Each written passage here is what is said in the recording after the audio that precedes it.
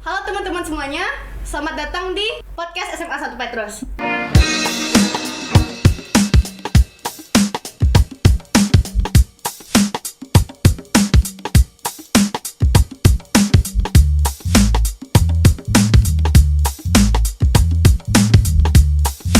Hari ini kita kedatangan narasumber yang super spesial ya, karena Cece ini juga merupakan alumni dari SMA 1 Petrus. Dan namanya sama-sama Felicia juga ya. Iya, benar. Kembaran ya kita ya. Halo semuanya, kenalin aku Felicia Putri Ciasaka.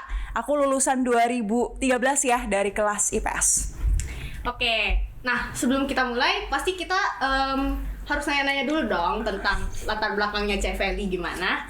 Nah, Cece dulu pas masa sekolah itu, Cece kan masuk jurusan IPS. Ya. Nah, apa sih alasan Cece pengen masuk jurusan IPS gitu?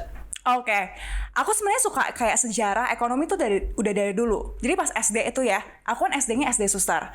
Waktu itu tuh kayaknya kelas 4 atau kelas 5 gitu ya. Ada guru yang suka ini, pokoknya kuis sejarah gitu, perang-perang gitu atau pahlawan-pahlawan gitu. Kalau bisa jawab tuh dia keluar kelas duluan. Oh. Gitu. Jadi aku tuh waktu itu semangat banget untuk bisa jawab biar aku bisa ke kantin duluan atau pulang duluan. Gitu. Jadi itu yang bikin aku pertama kali suka banget sama sejarah. Terus suka juga sama akuntansi sama ekonomi juga pas SMP, lanjut terus sama SMA gitu. Jadi dari dulu aku udah tahu aku tuh maunya IPS gitu. Oh gitu. Tapi untuk pelajaran ekonomi sama akuntansi nih ya, Cece pernah nggak sih kayak ngerasa kewalahan gitu, kayak kan akuntansi kerjanya ngitung gitu kan kebanyakan? Ya.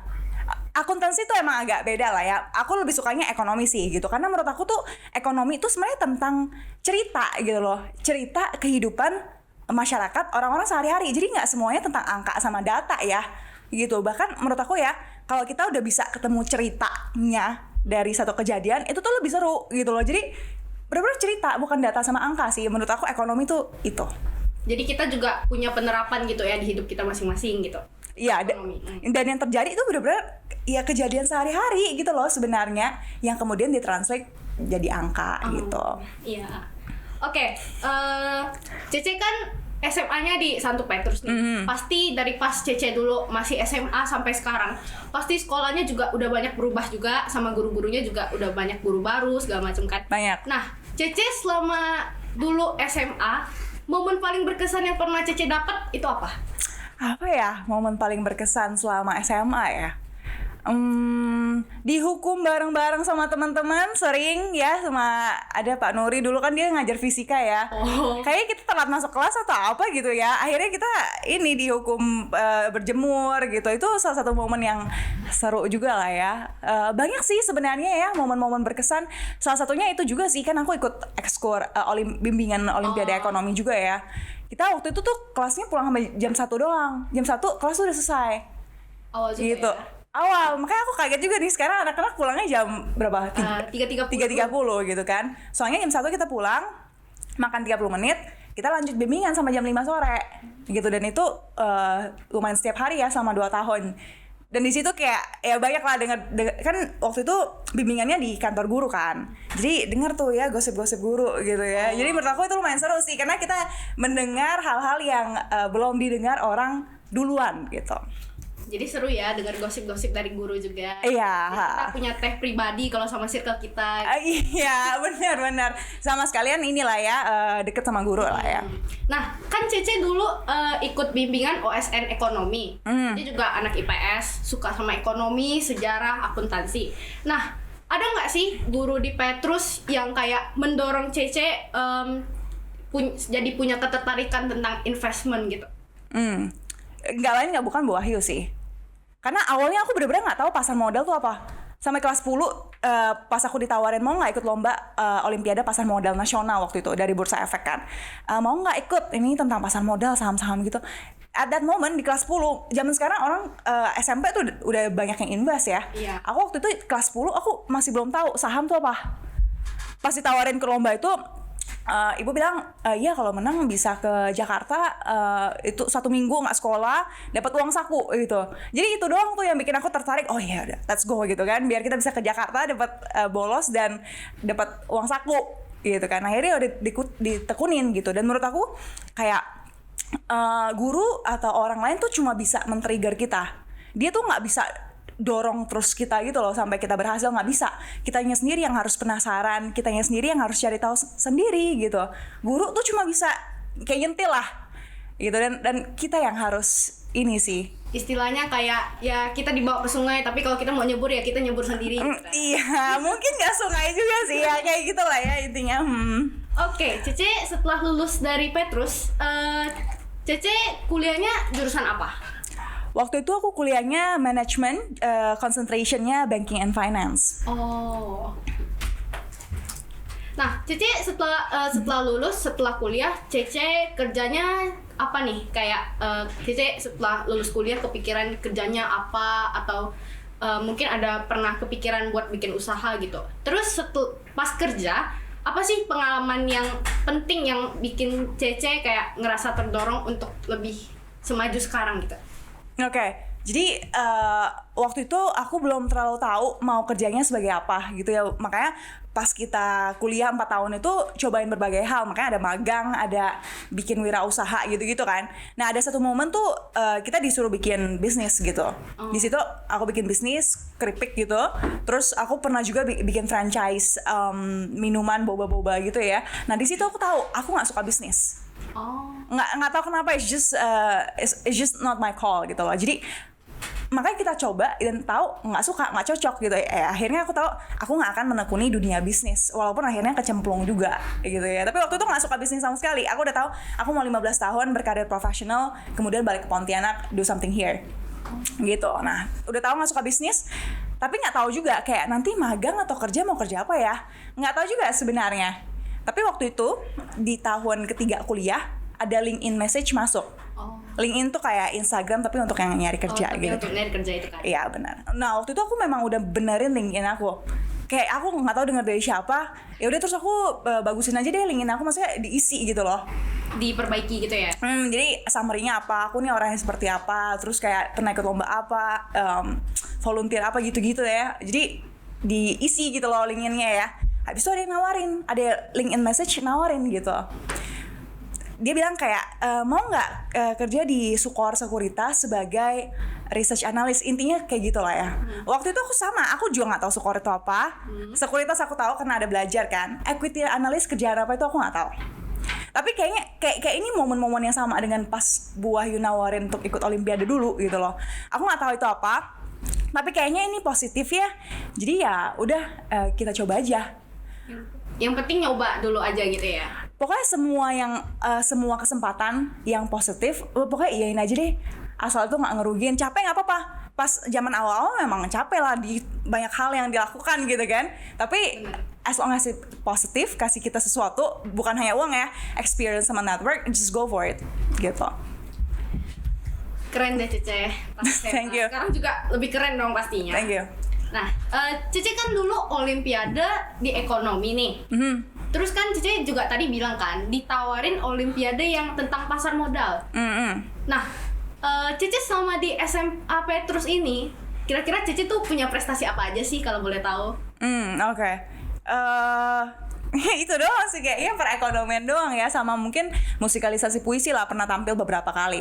Nah dulu tuh pas SD aku tuh lumayan generalis orangnya, jadi kayak semuanya lomba pidato, lomba storytelling, kayak lomba tolak peluru, lomba kayak maraton yang bukan maraton sih ya, sprint 100 meter gitu. Jadi lomba catur juga, jadi semua lomba tuh diikutin. Sampai mama aku bilang kayak terlalu generalis nih, kayak nggak, lo bisa semua tapi nggak ada yang lo bisa banget gitu loh. Makanya pas SMP, SMA aku mulai mengerucut gitu. Kayak dulu pas SMP aku pernah ikut basket putri sampai jadi kapten, tapi maksudnya basket di SMP kan nggak wow SMA kan. Iya, tapi waktu itu aku pakai kacamata. Gitu kan. Jadi aku kayak pas SMA aku menyadari kita kayaknya harus milih deh, mana aku pakai kacamata, yang lain kan tomboy-tomboy nggak pakai kacamata gitu kan, seruduk-seruduk nggak apa-apa, kacamatanya nggak jatuh. Di situ aku nyadar kayak yang harus milih gitu. Pas kita mungkin pas SD, SMP, SMA lah sebenarnya masih nggak apa-apa kita nyobain banyak hal, tapi harus mengerucut, karena kalau enggak kita jadi nggak ketemu satu skill yang kita banget nih. Jadinya nggak ketemu sesuatu yang sebenarnya kita tahu gitu maunya di mana gitu. Ya karena at the end of the day kita harus punya satu yang kita kuasai banget. bisa banyak nggak apa-apa, tapi harus satu yang kita bisa menonjol di kita gitu ya. Jadi kita bakal beralih ke masalah investasi ini, mulai ya. Nah, pengalaman pribadi Cece, ada pengalaman pribadi yang kayak bikin Cece sadar gak sih investasi tuh penting gitu? Oh, ada. Sebenarnya aku belajar investasi kan udah dari ya SMA lah ya, maksudnya udah dari pas lomba itu ya. Cuma yang kayak gila nih gue harus investasi adalah pas aku kerja. Pas aku kerja, temen aku tuh curhat sama aku kayak, Val, gue gak suka banget nih sama bosnya, lingkungannya toksik gitu ya. Tapi gue butuh uangnya buat bayar ya kosan, listrik, makan, dan lain-lain gitu. Jadi aku kayak banyak banget temen aku yang curhat, dia gak suka sama kantornya, gak suka sama lingkungan kerjanya, tapi dia harus kerja karena dia butuh uangnya. Itu kan orang tuh kayak sebenarnya dia kerja untuk uang kan. Bener. Kemudian uangnya ya dipakai untuk dia kosan dan segala macam kan. Di situ yang aku kayak gila, aku nggak mau hidup seperti itu gitu selamanya. Mungkin sekarang nggak apa-apa, kita pas awal-awal karir kita kerja untuk uang, make sense gitu kan, karena ada banyak bill yang harus dibayar. Tapi nggak bisa selamanya kayak gitu. Aku nggak mau selamanya 10-15 tahun, 20-30 tahun tuh selama karir aku kerja untuk uang. Aku nggak mau. Gak mau istilahnya kerja di bawah orang lain terus lah ya. Di bawah orang lain terus sebenarnya balik lagi ke orangnya masing-masing. Ada orang yang emang kalau nggak ada struktur, nggak jelas perintahnya tuh dia susah kerja gitu. Jadi ada yang mau jadi karyawan, ada yang mau jadi profesional, nggak apa-apa. Nggak semuanya harus jadi pebisnis atau pengusaha gitu menurut aku. Tapi itu kayak kerja untuk uang tuh satu perasaan yang aku nggak suka sih gitu. Dan aku nggak mau selamanya seperti itu. That's why makanya kayak sekarang aku kerja, uangnya datang, tapi aku suka juga sama kerjaan aku, impactnya juga banyak. Kemudian aku investasiin, dan itu yang jadi passive income. Gimana caranya biar kita nggak kerja untuk uang? Kan kita pilihannya gini, kita kerja untuk uang atau uang yang kerja untuk kita kan? Benar. Ini mau jadi mana? Mau jadi budak atau mau jadi majikannya uang? Majikan dong. Kita mau jadi majikannya uang kan? Uang harus kerja untuk kita kan? Bener. Kenapa kita yang kerja untuk uang gitu kan? Nah, gimana caranya uang kerja untuk kita ya? Investasi gitu. Nah, Cece kan sekarang bisa dibilang tuh investor lah ya. Nah, jadi investor itu keuntungan atau kekurangan yang orang awam belum banyak yang tahu tuh apa aja sih, Cece? Kalau investor itu kan dia tuh apa ya, view pandangannya tuh jangka panjang. Jadi banyak kekurangannya di awal-awal. Jadi investasi tuh kita rasain manfaatnya tuh 5-10 tahun dari sekarang. Jadi pas awal-awal kita invest ya, itu tuh lebih baik kurangnya. Karena lebih ke kayak belum terbiasa juga gitu ya, belum ada pengalamannya juga. Mungkin pertama kita nggak ada habitnya, biasanya belanja, jajan, habis itu sekarang uangnya harus disisihkan untuk investasi yang ya kadang kan kita nggak ngerasain manfaatnya sekarang gitu ya. Kita nggak ngerasain hari ini invest, besok langsung kaya kan nggak gitu kan. Kita nggak ngerasain manfaat itu. Kemudian kedua, kekurangannya tuh kita masih sabar. Sabar kayak karena itu kan long term kan. Maksudnya kayak Warren Buffett ya. Dia kan investor paling terkenal di dunia gitu kan.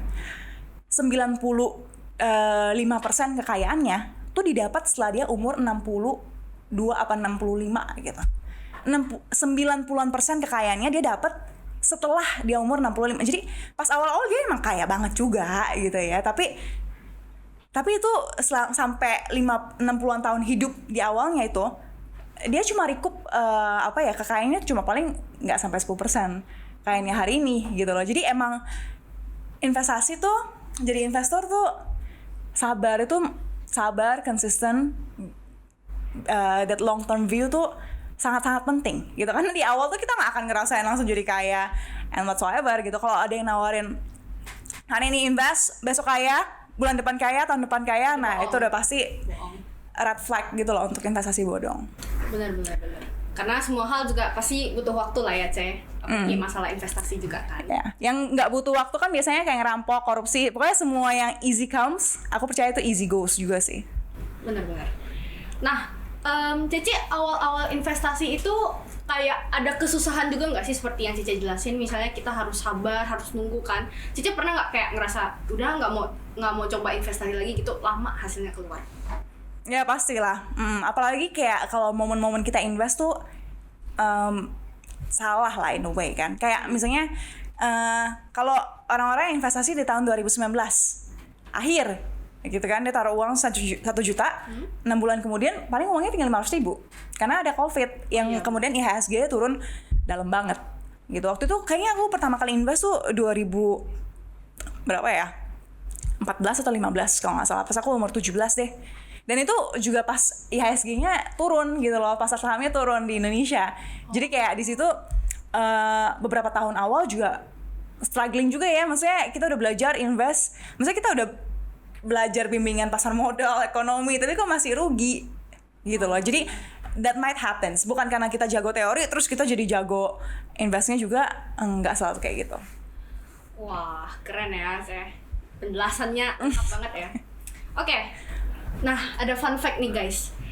Cevely pas punya KTP langsung investasi dengan cara beli saham. Nah, kenapa Cece di usia yang bisa dibilang kayak baru punya KTP 17 tahun, Cece udah kepikiran buat beli saham investasi? Oke. Karena pas aku ikut lomba waktu itu, jadi di Bursa Efek yang di Pontianak ini tuh, dia ada kayak sistem dummy account gitu loh. Jadi kita kayak invest tapi tuh pakai uang virtual gitu, uang main-main gitu loh. Jadi di situ aku sebenarnya udah coba trading atau beli jual saham tuh lewat situ, dummy account. Nah, cuma aku nggak tahu bahwa sebelum punya KTP pun kita sebenarnya udah bisa invest dengan cara minjem KTP orang tua sebenarnya. Kan banyak banget sekarang yang umur 10, umur 11 sudah tahu kan. Iya. Warren Buffett aja dia udah tua banget kan sekarang, tapi dia mulai invest sejak umur 11 loh. Dia minjem KTP orang tuanya for sure. Gitu. Jadi sebenarnya invest pas punya KTP, menurut aku lumayan telat. Aku nggak tahu bahwa kita bisa minjem KTP orang tua. Gitu. Tapi kalau menurut Cece sendiri, kan Cece bilangnya kalau invest setelah punya KTP, padahal kita bisa pinjam KTP orang tua kita di saat kita belum punya KTP sendiri. Menurut Cece, kira-kira umur ideal misalnya yang sebelum 17 tahun lah buat mulai invest tuh kira-kira di umur berapa? Sebenarnya sih mungkin setiap orang beda-beda ya. Aku mau bilang kayak di umur berapapun kalian lagi nonton ini, the best time to invest is now. Gitu. Jadi ada yang umur 11 lagi nonton, umur 13, umur 28, umur 35, kapanpun umur yang kalian nonton video ini, the best time to invest. Kalau belum invest ya sekarang. Gitu. Jadi aku rasa nggak ada kayak harus umur 11, harus umur 12, tuh nggak sih. Secepat mungkin, sekapanpun kamu melihat video tentang investasi dan menarik gitu ya, ada uangnya, ada uang sisa gitu ya, ya mulailah invest. Oke, kita lanjut ya. Cece kan sekarang bisa dibilang investor yang lumayan famous lah ya. Apa sih hal yang kayak menginspirasi Cece terdorong di bidang investment? Apalagi Cece juga kan punya akun TikTok, punya akun YouTube yang bisa edukasi orang-orang. Kenapa Cece kepikiran buat kayak gue bisa sharing ilmu nih sama orang-orang gitu? Oke. Sebenarnya dari awal aku bikin konten-konten itu kan di 2017-18 ya kalau nggak salah ya. Nah itu tuh aku nggak pernah tahu bikin konten seperti ini tuh menghasilkan uang. Jadi aku nggak pernah memulainya karena uang, karena aku benar-benar nggak tahu 2018 tuh pekerjaan influencer tuh aku masih nggak tahu. Content creator tuh pekerjaan apa itu aku nggak tahu. Gitu ya. Jadi pas mulai bikin konten semuanya cuma berawal dari pertama temen aku sering cerita juga. Temen aku dari Medan gitu ya, pas suatu hari kita mau ke warteg gitu kan, terus dia minjem uang aku, minjem uang mau ke warteg gitu kan. Terus aku kayak kaget gitu kan, kenapa minjem uang, mungkin uangnya dia nggak bawa cash, ya udah kita ke ATM aja deh, kita tarik uang gitu kan. Terus dia bilang bahwa dia udah nggak bisa tarik ATM lagi karena saldonya udah minimum gitu loh, jadi udah di bawah 50.000 dia udah nggak bisa tarik lagi. Itu kayak aku shock banget karena benar-benar teman dekat tapi dunianya sangat berbeda. Dan setelah aku kayak tanyain ke orang-orang teman-teman yang lain juga yang dari Pontianak juga, ternyata mereka juga nggak mostly tuh nggak punya tabungan. Lebih dari 50% tuh nggak pernah nabung. Jadi uang kalau ada tuh dihabiskan. Jadi kayak gila ya, orang bisa mikir kayak gini. Menurut aku bahaya sih, apalagi udah mau lulus kuliah, habis itu yang cowok menikah, terus gimana, uangnya dari mana? Pasti kedepannya juga perlu banyak biaya. Pasti perlu banyak duit gitu kan, terutama cowok ya. Menurut aku cewek juga perlu sih untuk skincare gitu-gitu ya. Jadi itu pertama cerita teman aku yang kayak gila, shocking banget sih untuk aku. Kedua, waktu itu aku juga aku ikut ujian juga namanya CFA. Itu kayak S2-nya finance, tapi kita nggak belajar di sekolah, tapi ikut ujiannya doang. Itu kayaknya aku tahun kedua atau tahun ketiga ya, pokoknya aku udah selesai ujian terus aku bosen gitu. Bosen, gitu. Kayak biasanya kan pas belajar ujian tuh bener-bener 6 bulan setiap hari belajar 3 jam, pulang kantor belajar gitu. Nah, kemudian setelah ujian selesai, ngapain gitu kan, kayak sesuatu yang selalu dilakukan selama 6 bulan tuh hilang gitu. Jadi masih ngapain ya gitu. Akhirnya 2 alasan itu sih yang drive aku untuk bikin konten di 2018. Oh, jadi Cece setelah ikut ujian yang finance itu kayak apa yang udah dipelajarin 6 bulan kayak ya aku mau ngapain ya dengan hal-hal itu. Jadi Cece mulai sharing ilmu segala macam di TikTok, di YouTube gitu ya. Sebenarnya bukan kayak apa yang dilakuin ya dengan yang udah pelajari. Aku pelajari sih udah aku terapin di ujian ya. Oh, iya. Aku udah ujian. Tapi kayak aku kan nggak belajar lagi kan, udah selesai ujian kan. Sampai harus belajar lagi tuh 6 bulan berikutnya lagi. Jadi kayak ngapain ya selama waktu yang kosong ini gitu. Dulu kan belajar, sekarang kan enggak gitu. Biar waktunya bisa diisi dengan apa gitu yang bisa bermanfaat gitu. Benar. Oke, Ce. Ngomongin investasi lagi, apalagi saham, kan itu termasuk hal yang bisa dibilang sangat beresiko ya. Nah, Cece mulai investasi itu di umur setelah Cece punya KTP, beli saham. Nah, kenapa Cece bisa berani banget dan yakin buat beli saham di usia yang masih tergolong muda, baru punya KTP beli saham? Oke. Menurut aku orang tuh emang suka lihat dari apa yang kelihatan doang ya, dari mata ya, dari umur, muka, uang gitu, apa yang kita punya ya. Orang tuh suka, itu yang salah sih dari orang, kayak dia menilai orang tuh dari apa yang kelihatan. Dia nggak pernah tahu kan belakangnya sebelum dari umur 1 sampai 17 tuh kita ngapain aja, dia nggak tahu. Benar. Kan resiko itu datang dari sesuatu yang kita nggak tahu. Quotes-nya dari Warren Buffett, risk comes from something you don't understand. Jadi kalau we understand, kalau kita ngerti, tingkat resikonya tuh turun. Jadi gimana cara menurunkan resiko? Ya dengan kita lebih ngerti, dengan kita understand more gitu. Dan maksudnya kan aku lumayan mempelajari saham ya selama ya SMA, kuliah gitu ya. Jadi menurut aku risknya ada, tapi nggak setinggi itu karena aku udah agak ngerti gitu. Jadi menurut aku nggak seriski itu sih. Jadi mungkin bisa dibilang sebelum benar-benar pengen investasi itu kita tuh harus benar-benar ngerti dulu tentang investasi dan tetek bengeknya gitu ya. Semakin kita kalau uangnya, maksudnya kalau kita mau taruh uang lebih banyak ya harus kita makin ngerti. Iya. Jadi agak chicken and egg sih, kayak kalau kita ngerti dulu baru invest, pelajaran tentang dunia investasi tuh nggak ada habisnya. Jadi selalu berubah-ubah tuh menyesuaikan dengan zaman. Itu kan sebenarnya again ya, balik lagi investasi juga bagian dari behavior orang gitu loh. Jadi gimana people perceive something. Jadi menurut aku jadi kan kayak kalau kita mau sampai ngerti-ngerti banget baru invest itu mungkin umur 100 kali ya. Yes. Gitu ya. Jadi invest tapi sebesar pengetahuan kita. Misalnya kita baru ngerti dikit, ya udah minimum dulu gitu, 100.000, 200.000, 300.000 kan bisa zaman sekarang kan. Makin kita ngerti, udah kita pelajari seru, makin mendalam kita belajarnya, taruh lebih banyak, 1 juta, 2 juta gitu loh. Jadi kita taruh uang tuh sebanyak yang kita ngerti menurut aku. Jadi investlah dari apa pengetahuan yang kamu tahu, tapi jangan kayak yang terlalu berlebihan, tapi jangan terlalu kurang juga. Jadi sebatas apa yang kita tahu dulu, karena bisa dibilang kalau semakin kita makin hari makin invest sambil belajar, pasti kan pengetahuan kita juga makin nambah kan, Cece? Exactly, ya. Yeah. Oke, sebelum Cece mulai investasi uang nih, Cece punya persiapan apa aja? Sebelum investasi di produk keuangan?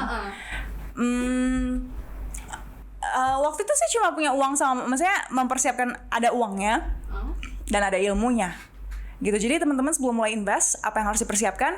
1, uangnya. Nah, kalau nggak ada uang nggak bisa invest gitu kan.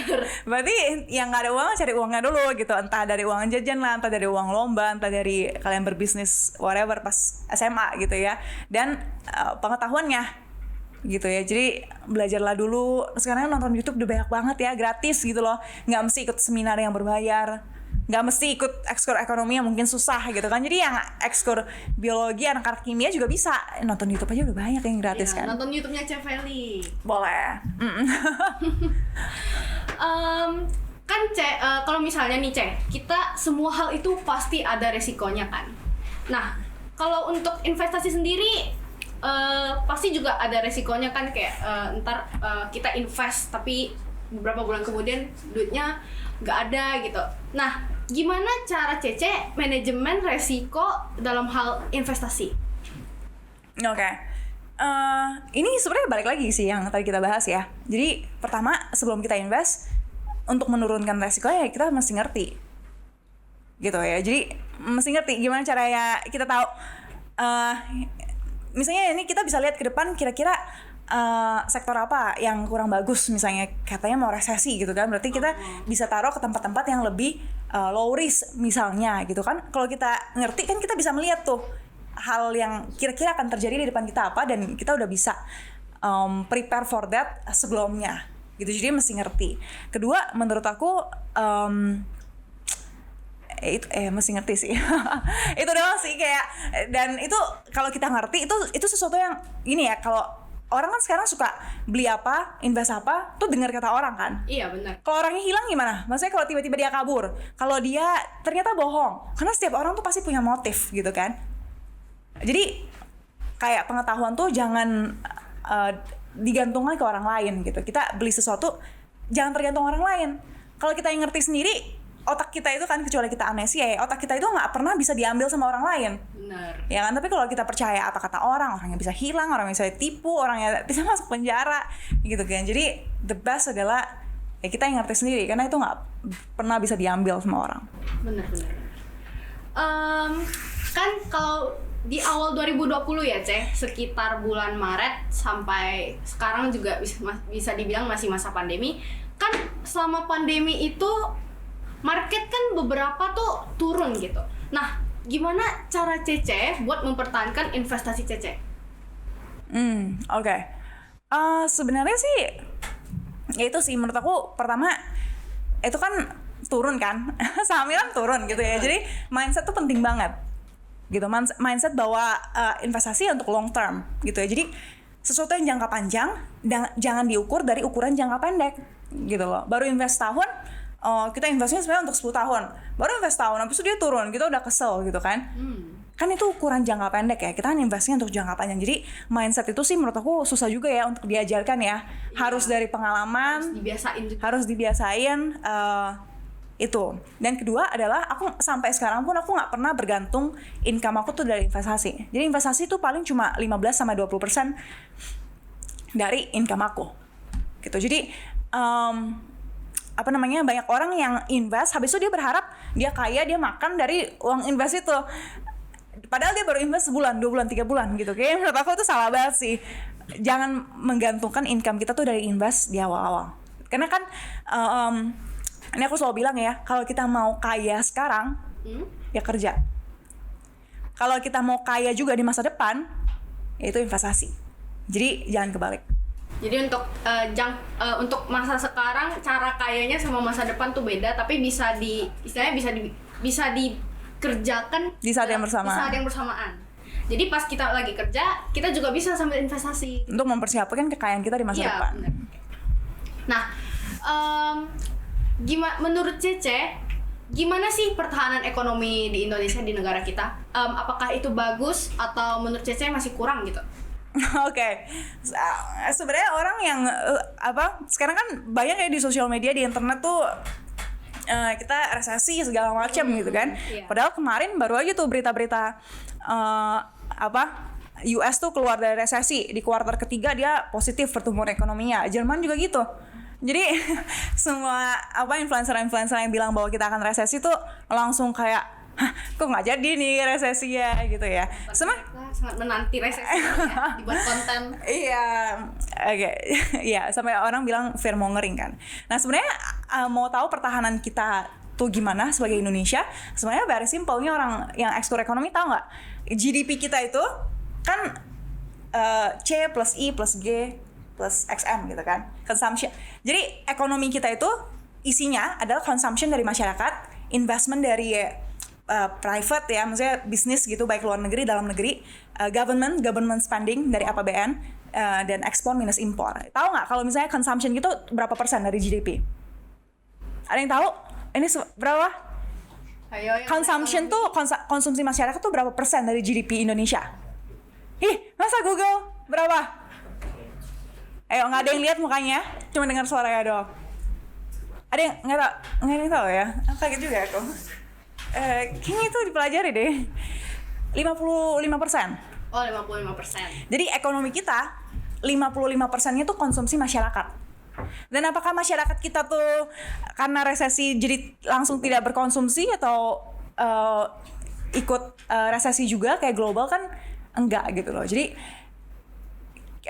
ekonomi kita tuh ya masyarakat kita gitu loh, dan nggak terlalu tergantung sama luar lah, nggak terlalu tergantung sama dunia global. Keadaan ekonomi negara lain tuh Negara lain enggak, karena beda ya sama kayak Singapura. Dia kan masyarakatnya dikit, jadi ekonominya banyak bergantung dari perdagangan luar negeri. Ekspor impornya tuh portionnya tuh gede dari ekonominya gitu loh. Dan setiap negara beda, that's why harus lihat case by case. Negara mana yang resesi, one of the simplest way untuk cari tahu adalah lihat ekonominya tuh tergantung sama apa.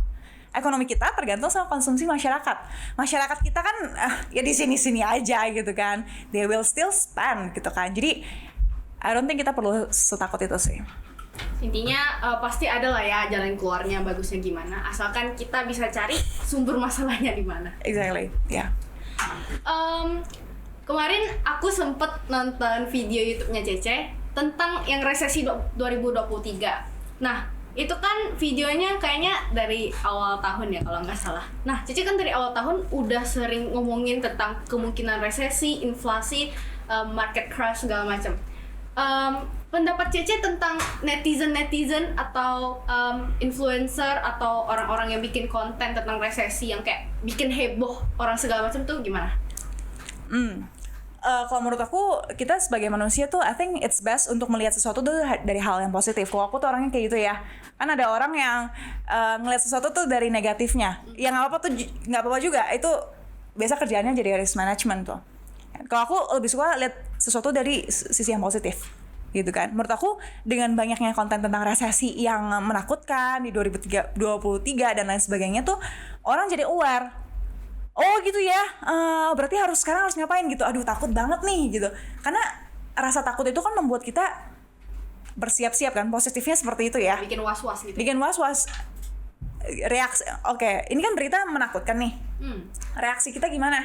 Kalau bersiap-siap, that's good. Kalau ada yang kayak insecure dan akhirnya bunuh diri misalnya, itu yang ekstrimnya kan, itu yang jangan kayak gitu ya. Jadi menurut aku itu bagus karena orang jadi was-was, orang jadi waspada sama apa yang akan terjadi di masa depan. Dan dia sekarang perbaiki nih, double dana daruratnya, lebih berhemat, something like that. Jadi istilahnya kalau untuk dari sisi positifnya itu mereka jadi was-was gitu. Jadi mulai berpikir apa sih yang harus aku lakukan biar ntar aku punya pegangan gitu lah ya. Iya, itu bagus ya. Oke. Kalau Indonesia, semisalnya nih Indonesia resesi, kira-kira nih dalam masa resesi itu apa yang harusnya kita lakukan menurut Cece? Dalam masa resesi, kan kita sekarang masih 2022 ya. Iya. Jadi nggak perlu tunggu masa resesi untuk do something sih. Kalau mau do something, preparation ada dari sekarang menurut aku. Tapi again, pertama menurut aku possibility kita resesi itu quite small. Ada, aku nggak mau bilang nggak ada, kita potensi itu ya ada, tapi menurut aku sangat kecil sih gitu ya. Kedua, kalaupun resesi, we've been there. 2020 kita resesi dan kita masih hidup juga kan sampai saat ini. Iya. Bahkan banyak yang jadi orang kaya di masa resesi. Jadi krisis itu sebenarnya opportunity buat orang-orang kaya baru tuh lahir. Di setiap krisis ya akan selalu ada orang-orang kaya baru yang lahir dan orang-orang miskin baru yang lahir. Jadi ya harus pandai-pandai nih, jangan sampai kita jadi orang miskin itu ya. Ketiga, menurut aku adalah gimana caranya biar kita at least nggak jadi orang miskin ya. Syukur-syukur bisa jadi orang kaya baru itu. Pertama, karena kita kan lagi diserang nih ya, diserang sama inflasi, resesi gitu kan. Kita diserang nih. Kalau kayak main bola kan, kalau diserang kita bertahan dulu ya. Bener. Jangan langsung nyerang balik gitu kan. Kita bertahan dulu nih. Jadi cara bertahan sebelum resesi yang mungkin terjadi itu adalah pertama, pertebal dana daruratnya gitu. Mungkin anak kuliah sekarang anak mahasiswa mungkin masih sama orang tuanya ya, jadi nggak terlalu peduli sama dana darurat. Tapi I think bagus untuk dibiasain untuk punya dana darurat 3 kali pengeluaran bulanan. Misalnya setiap bulan pengeluarannya berapa, Vel? Per bulan. Per bulan 1 juta ada, 1,5? Paling 400 ribu. Oke, berarti 3 kali pengeluaran bulanannya 1,2 juta. Punya 1,2 juta di dana darurat. Setengahnya boleh taruh di tabungan, setengahnya boleh taruh di reksadana pasar uang kalau udah bisa invest atau pinjam KTP orang tuanya. Itu. Kedua adalah nggak ngutang ya pasti ya. Ini berhemat, lebih mindful spending lah. Jadi jangan yang kayak ngurangin spending juga yang terlalu ekstrim, nanti kita malah beneran resesi. Resesi itu kan artinya ekonominya turun kan? Iya. Ekonomi bisa turun kalau consumption masyarakatnya gede. Di stop. Oh, di stop. Iya, ekonomi kan turun gitu kan.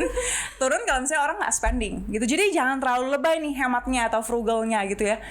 Mindful spending aja secukupnya aja, nggak usah berlebihan, nggak usah juga berkekurangan. Dan ya kalau udah invest, menurut aku sih tetap nabung rutin aja ya. Malah pas turun-turunnya banget itu lebih berani untuk nambah banyak gitu kan. Ketika orang takut, kalau kata Warren Buffett kan, be greedy when others are fearful. Benar. Ini orang lagi fearful nih. Nah, it's time for us untuk be greedy.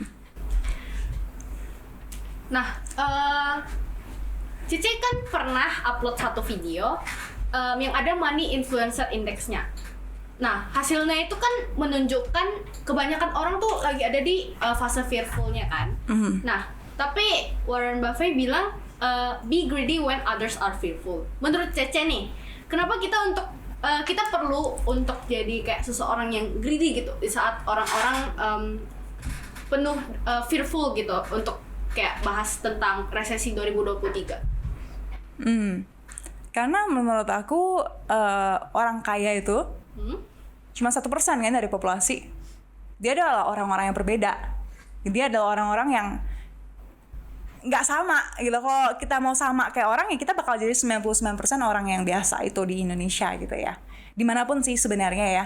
Kalau ngikut orang lain ya kita harus siap untuk jadi mayoritas gitu. Kalau kita mau jadi minoritas, 1% orang yang kaya, 1% orang yang pintar, 1% orang yang influential misalnya, kita harus berani jadi beda gitu.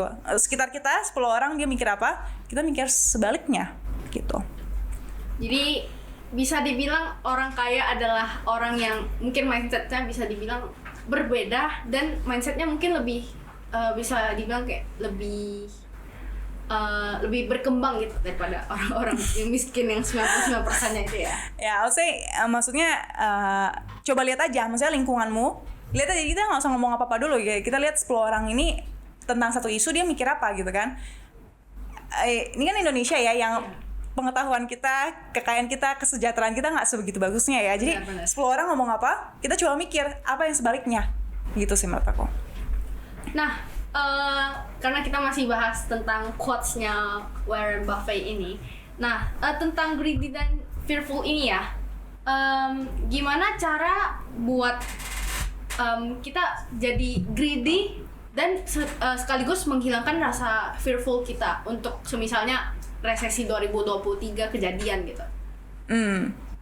Menurut aku pertama fearful tuh penting, greedy juga penting. Jadi rasa fearful, rasa takut tuh nggak usah dihilangkan, karena itu kan penting kan, bikin kita was-was kan, bikin kita bertahan dulu kan sebelum menyerang. Jadi fearful nggak apa-apa, kemudian kita bertahan, tapi jangan lupa juga untuk greedy, saatnya untuk kita menyerang gitu loh. Jadi dan gimana caranya biar kita ya fearfulnya nggak berlebihan, greedy-nya juga nggak berlebihan. Menurut aku ya mesti ngerti sih mindset kita benar, dan kita ngerti kondisinya tuh kayak gimana, ngerti orang lain tuh mikir kayak apa, dan kita tahu nih, oh orang lain mikir kayak gini, kondisinya kayak gini, teorinya seperti ini, gabung jadi satu, nah itu action kita. Jadi untuk yang tentang greedy dan fearful ini intinya tuh harus seimbang lah ya bilangnya. Jadi kita tahu aja kapan harus menempatkan diri gitu. Exactly, setuju. Nah, kita balik lagi ke masalah investasi nih. Nah, budgeting untuk investasi itu menurut Cece betternya tuh per minggu atau per bulan gitu? Menurut Cece? Menurut aku tergantung sama income kita kapan. Income kita sesering apa didapatnya. Misalnya kayak uang jajan, dapatnya per hari dimasukin ke celengannya atau mungkin masukin celengan dulu kali ya. Soalnya kalau setor ke bank 5.000 gitu kan nggak bisa kan. Jadi kalau kita dapat uangnya per hari, ya masukin celengannya per hari misalnya. Dapat uangnya per minggu juga. Makanya kalau orang gajian, kantoran gajian kan dia mungkin investnya pas dia dapat uangnya gitu ya. Kayak aku, income aku tuh datangnya, maksudnya kan aku nggak kerja kantoran ya. Jadi nggak ada satu tanggal nih kapan nih kan. Tergantung brand kapan bayar, sponsor kapan masuk gitu kan. Dan itu bisa kapan-kapan aja gitu. Jadi setiap kali uangnya masuk, ya, ditarik sebagian untuk investasi. Jadi tergantung, sebenarnya lebih ke tergantung kapan kita dapat income-nya gitu. Kalau per bulan berarti kita per bulan, kalau per minggu ya per minggu gitu kan? Iya benar. Oke. Misalnya nih misalnya kita ada pengeluaran yang mendesak, terus mendadak, terus nominalnya tuh gede, nggak kecil. Nah, sedangkan kita tuh uang itu lagi kita investasiin gitu. Cara ngatasinnya gimana? Bukan diatasin sih sebenarnya, karena kalau gitu berarti agak dari awal salah. Jadi dalam mengatur uang, piramidanya tuh ada 5. Yang paling familiar tuh mungkin tiga yang pertama lah ya. Makanya harus punya dana darurat dulu, asuransi, baru punya investasi sebenarnya. Jadi investasi tuh posisi ketiga. Kalau mau ngatur uang, jangan langsung invest sebenarnya. Kalau nggak punya, kalau income-nya, misalnya pengeluarannya lebih gede dari income, cash flow-nya negatif, itu udah salah yang pertama tuh. Make sure kita cash flow-nya positif dulu. Kita punya dana darurat. Tadi kan kalau pengeluarannya 400.000 kali 3 1,2. Punya asuransi. Mungkin kalau kita masih sekolah punya asuransi dari orang tua kali ya. Gitu. Jadi kalau ada pengeluaran mendadak dan gede, misalnya ban motor bocor gitu kan, ya pakai dana darurat. Kalau misalnya kita sakit DBD, kanker, amit-amit ya, misalnya DBD tipes gitu ya pakai asuransi. Gitu loh. Jadi itu sih, maksudnya itu kenapa investasi itu bukan yang pertama gitu. Ada dana darurat, ada asuransi dulu untuk mengendalikan resiko-resiko yang nggak bisa kita kontrol gitu. Oh iya benar juga ya Ceh. Nah kita lanjut ya ke pertanyaan berikutnya. Boleh. Saran kira-kira untuk anak SMA nih yang pengen belajar investasi dari sekarang, ada nggak Ceh? Kira-kira sarannya harusnya gimana gitu? Oke. Menurut aku ya, orang tuh suka investasi tuh dilihat sempit gitu. Maksudnya investasi ya di produk keuangan doang, saham, reksadana, kripto, whatever gitu ya. Bahkan, tapi menurut aku investasi itu sebenarnya luas maknanya. Kita do something untuk menghasilkan return di kemudian hari gitu. Jadi buat anak SMA yang masih muda, menurut aku malah instead of invest ke produk keuangan, lebih penting tuh invest ke diri sendiri, leher ke atas kata orang. Dan itu memang returnnya paling gede. Aku belajar keuangan berapa ya, mungkin udah 10-an tahun gitu ya, dan aku bisa bilang investasi di produk keuangan itu yang returnnya paling rendah. Invest di produk keuangan itu tuh yang returnnya paling rendah. Tapi itu perlu biar uang tuh bekerja untuk kita. Jadi buat yang masih muda, yang SMA, yang masih baru kuliah gitu ya, menurut aku mestinya invest ke diri sendiri dulu. Beli something yang bantu kita nemuin skill dan naikin income. Gitu. Jadi misalnya yang suka ngedit, ini ada yang ekskul videografi, gimana kan udah bisa pakai kameranya lumayan bagus, beli lensa kayak beli apps editing yang lebih pro gitu kan. Pokoknya sesuatu yang bisa naikin skill kita kan manusia kan harus punya value kan. Bener. Dan value itu datang dari skill yang kita punya. Kalau kita punya skill itu bisa dijadiin value, uang itu bakal datang dengan sendirinya gitu loh. Jadi menurut aku lebih penting invest ke diri sendiri dulu. Invest ke diri sendiri sebelum ke hal-hal yang lain gitulah ya. Oke. Jadi ada pertanyaan lagi nih tentang investment. Nah, Cece awal mula belajar investment tuh dari mana sih? Kayak Cece belajar sendiri nonton YouTube atau ada yang ngajarin gitu? Oh, oke. Interestingly, aku tuh sebenarnya jarang nonton YouTube. Jadi pelajaran-pelajaran itu aku tuh jarang banget dapat dari YouTube sih. Mohon maaf nih ya orang-orang YouTube ya. Yang lagi nonton misalnya. Aku tuh belajarnya lebih dari buku sama pengalaman kali ya. Jadi ya pas SMA belajar dari lomba itu. Pas kuliah sebenarnya menurut aku jurusan aku kurang yang nggak terlalu kepake lah sekarang. Jadi aku belajar lebih baik tentang investasi itu pas ujian CFA gitu. Dan pas ya di kantor gitu ya. Jadi ngobrol sama investor yang uangnya lebih banyak lah ya, definitely gitu. Jadi kaya gitu ya. Yang lebih kaya, yang manage lebih banyak uang dari luar negeri. Jadi dari situ sih lebih ke dari ya akademi sama pengalaman kali ya. Oke, aku punya pertanyaan lagi nih. Nah, 10 juta pertama Cece nih dapatnya pas 16 tahun. Pendapatan itu dari mana tuh? 10 juta di 16 tahun. 10 juta di 16 tahun tuh berarti SMA kelas umur berapa? Umur berapa? 11. Umur berapa sekarang? 16 kan? Berarti pas ke umur SMA 2 gitu kan, kelas 11 gitu kan. Berarti uangnya dari angpau udah pasti, nabung ya dari kecil, kemudian dari lomba doang sih. 10 juta kan nggak gitu gede juga kan. Angpau, uang jajan sama lomba gitu. Gede sih, Cis. Oh gede ya, oke, sorry. Ya soalnya kalau kita ikut lomba gitu kan, ini lah kalau juara 1 juta per orang dapat sih di zaman itu ya. Kayaknya ya, 600-an ribu lah per orang dapat lah gitu. Dan selama 16 tahun tuh kan ya Imleknya banyak ya, jadi angpaunya juga udah berkali-kali ya. Bener juga. Cici kan 5 tahun jadi investment analyst. Alasan pengen jadi orang yang menganalisis tentang investasi, padahal nggak mau kerja di bawah bos gitu, kenapa? Oke. Kenapa 5 tahun kerja sebagai investment analyst? Karena ditawarin. Karena ditawarin. Kan dari awal aku nggak tahu kan, maksudnya kerjaan di dunia pasar modal tuh spesifiknya apa sih gitu, aku nggak tahu. Aku kira kerja ya di Bursa Efek misalnya ya, jadi karyawan Bursa Efek gitu kan. Ternyata ada banyak pilihannya, ditawarin gitu. Dan nggak mau kerja di bawah bos tuh nggak dari awal mikir kayak gitu. Jadi tengah-tengah. Jadi pas yang perusahaan pertama aku tuh suka banget. Nah perusahaan kedua nih ya agak kayak kurang lah ya. Jadi di situ yang aku kayak mikir, kalau ada bos, ada atasan, kan dia yang ngatur semua karir path kita kan. Kalau dia nggak suka sama kita nggak cocok sama dia, dia nggak kasih kesempatan bagi kita, dia pilih kasih misalnya ya. Kan banyak banget tuh cerita kayak gitu in reality ya. Nah itu yang bikin kita tuh susah untuk berkembang kalau nggak sejalan lah sama bosnya gitu. Ngerti sih, Ceh. Oke. 100 juta pertama di umur 21 tahun.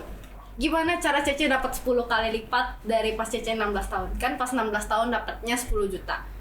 Terus di 21 tahun dapatnya jadinya 10 kali lipat jadi 100 juta. Itu gimana cara Cece dapatnya? Dari lomba dan tetap dari kerja gitu. Jadi aku pas kuliah tuh ada waktu itu aku ikut lomba tuh dari Bank DBS ya. Pokoknya pidato ekonomi lah intinya ya. Nah itu tuh kebetulan aku juara 2, uangnya langsung 30 juta kan, lumayan kan. Menambah ke dalam pot itu gitu kan ya, nggak banyak. Itu yang gede. Sama ada beberapa lomba-lomba kecil lain 5 juta gitu loh kalau menang. Terus kan kalau ditambah-tambah kan banyak ya gitu ya.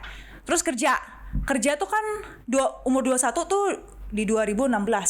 Aku kerja tuh di awal 2016 itu gitu. Jadi 2 bulan pertama gajinya 2,7, bulan ketiga tuh 4,5. Kalau nggak salah jadi dalam setahun itu aku naik gaji tuh kayaknya 4 kali deh. 2,7, 4,5, 8, 11 dalam satu. Tapi itu emang maksudnya aku mulainya tuh kecil gitu loh base-nya. Sebenarnya kalau kerja di dunia itu mah gajinya harusnya startnya 8. Tapi waktu itu aku masih kuliah kan. Jadi ya udahlah apa aja boleh deh gitu ya. Aku pikir ya kan aku masih kuliah juga. Tapi sebenarnya kalau fresh grad tuh kerjaan aku udah kayak fresh grad gitu kan. Harusnya 7-8. Yang biasa. Menurut aku perusahaan aku yang pertama tuh biasa. Kalau yang bagus, maksudnya yang lebih besar tuh 12-13 juta fresh grad. 12-13 juta per bulan. Itu pun di zaman aku waktu itu gitu ya. Sekarang mungkin even more.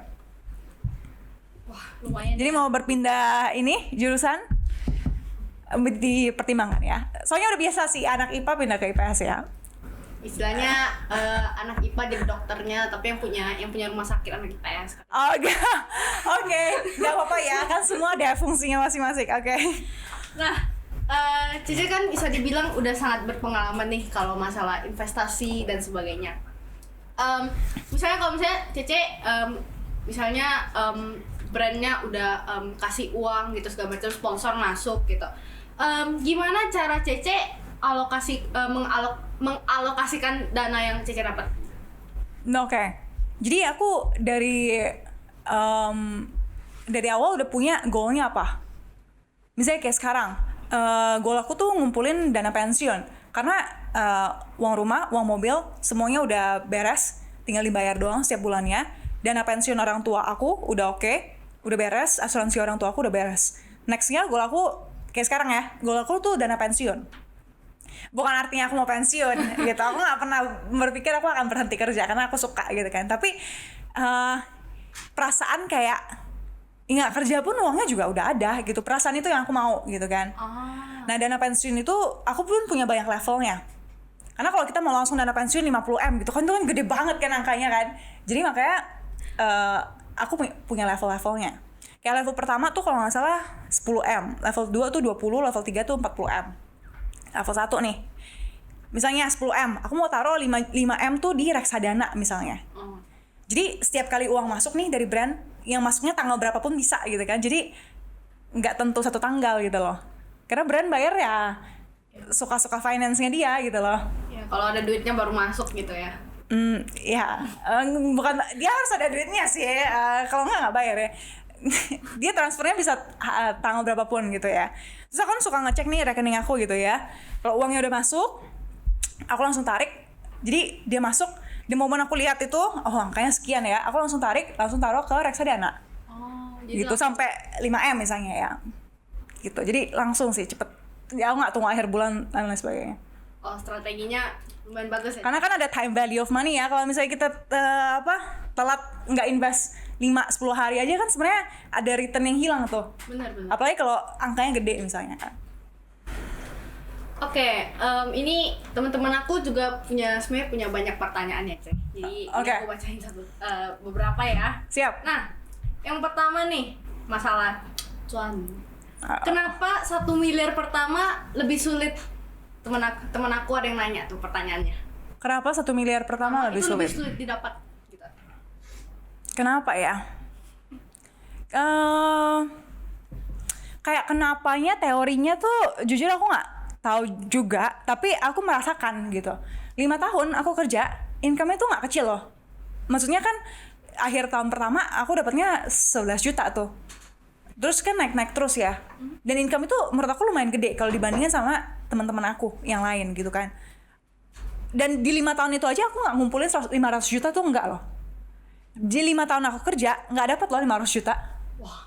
Kan ya gitu. Jadi kayak menurut aku 1 miliar pertama tuh memang nggak mudah. Apalagi kalau kita cuma mengandalkan gaji gitu ya. Gaji yang gede pun 5 tahun nggak sampai 500. Berarti kan ya 10 tahun kali ya bisa sampai 1M gitu ya. Jadi 10 tahun pun berarti kita udah umur 30 ke atas. Ya gitu kan menurut aku. Tapi sebenarnya angka berapa di umur berapa tuh nggak ada. Maksudnya nggak perlu pressure untuk 1M di umur 25 itu nggak usah sih. Menurut aku ya semua pasti punya rezekinya. Tapi menjawab pertanyaan kenapa 1M tuh paling susah, karena kita belum menemuin kuncinya tuh, kayak kunci resep yang bisa bikin kita kaya tuh apa gitu. Karena kalau kita kerja kan kita sebenarnya memperkaya orang lain kan. Benar. Ya nggak apa-apa juga sih sebenarnya gitu ya. Kan setiap orang punya drive yang berbeda-beda ya, hasrat yang beda-beda ya. Jadi itu sih karena kita belum ketemu kuncinya gitu untuk yang buat kita lebih wealthy. Kalau menurut Cece sendiri, kuncinya biar kita bisa kaya tuh apa? Yang pertama, kalau menurut Cece personal aja, based on your experience selama ini. Based on my experience, 1 miliar pertama itu datang dari value aku sih menurut aku. Kayak karena aku akhirnya berhasil jadi beda gitu. Pas aku kerja yang jadi investment analyst tuh banyak banget kan. Saingan aku kan kemarin aku cerita banyak banget lulusan luar negeri. Paling dekat tuh udah lulusan Hong Kong gitu. Bahkan di Singapura nggak ada gitu kan. Dan aku mengakui juga bahwa di antara persaingan itu mungkin aku nggak berhasil stand out. Padahal aku udah berusaha untuk ambil sertifikasi ini dan itu gitu ya. Cuma stand out itu belum bisa. Karena menurut aku 5 tahun kerja Ada temen aku kalau dia stand out banget, gajinya bisa 50-60 juta per bulan. Gitu. Jadi aku mengakui aku nggak berhasil stand out di bidang itu. Kemudian di bidang konten yang awalnya iseng-iseng kemudian diseriusin, itu yang bantu aku untuk jadi beda gitu. Karena waktu itu persaingannya nggak banyak, creator yang ngomongin soal uang nggak banyak.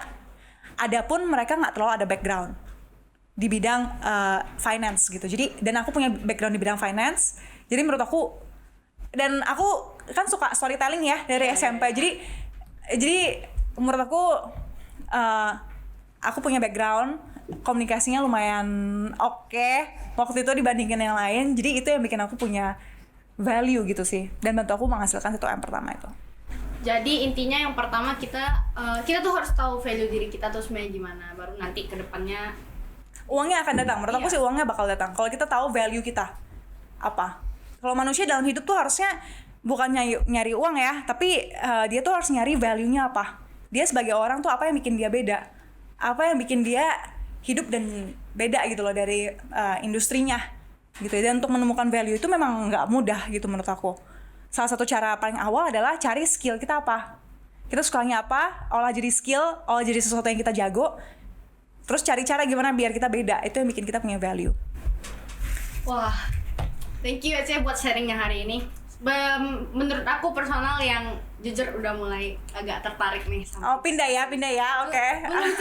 Belum. Bercanda. Ya. Jadi aku udah mulai kayak ya tertarik tentang investment lah ya. Apalagi setelah nonton YouTube Cece juga.